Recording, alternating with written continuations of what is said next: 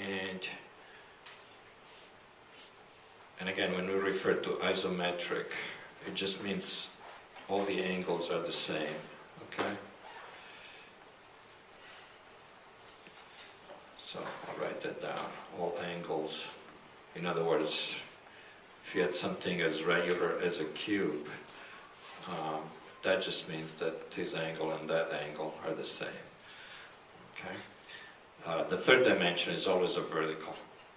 So for your basic sketch, you always want to keep the vertical vertical. So whatever it is you're drawing, just keep one axis being vertical in relation to your drawing sheet, okay?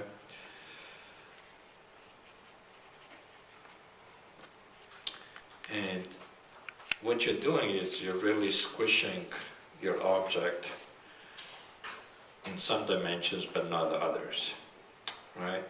So we talked about, again, if you have a cube, even though this and this and this are the same, that's not true for the diagonals. So these diagonals all of a sudden are like this and like this, and I don't know what the symbol is for different, but so these two are different. So you always have to kind of play with that. But because of that, you go back to your known dimensions as a reference point, right? So if I want to know, you know, if I have a square, let's say, and let's say I have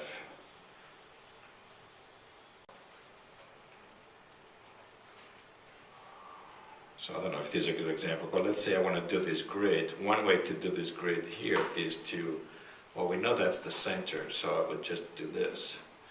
And now, because of this principle of diagonals, I could even use more diagonals to determine the other center here, so I could do that.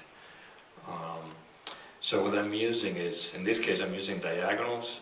I could also measure. I could measure these points, right, and say these are all 1/4, and I could just transfer that over here. Okay.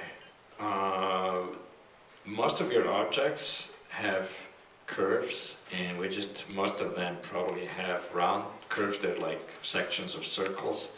So once again, when you draw those, if it's an iPod, and you've got your wheel here, imagine that you have, what if you had like a really thick iPod? Okay, so there would be like a cylinder that this wheel belongs to. It's kind of a slice of that cylinder, okay? So when you draw this circle in oblique,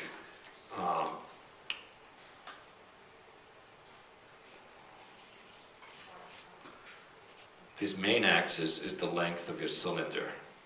I mean, the short axis rather. The long axis goes opposite that at 90 degrees.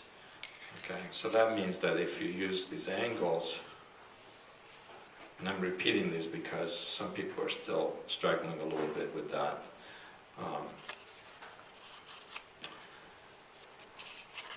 In your case, the cylinder now is going this way. So let's find out where it is. Maybe it's there.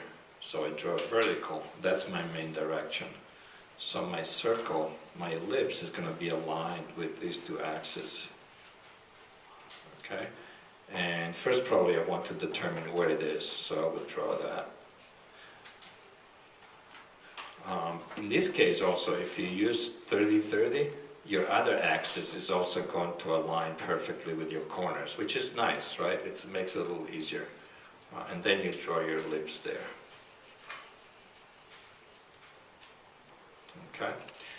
If you use slightly different angles,